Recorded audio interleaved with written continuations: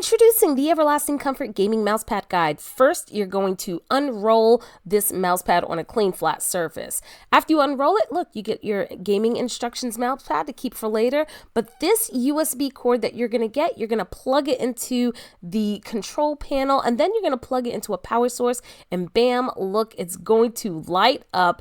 You can also place your keyboard and, of course, this cute little wrist support here. And notice that you can set up your keyboard in seconds. What I like about this setup is not only the soft, durable surface, but the beautiful lighting that it has across the edges.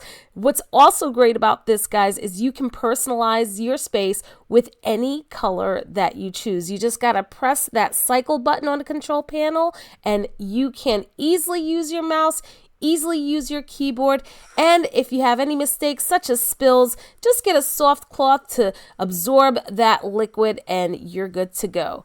So go ahead and check out the Everlasting Comfort Gaming Mousepad.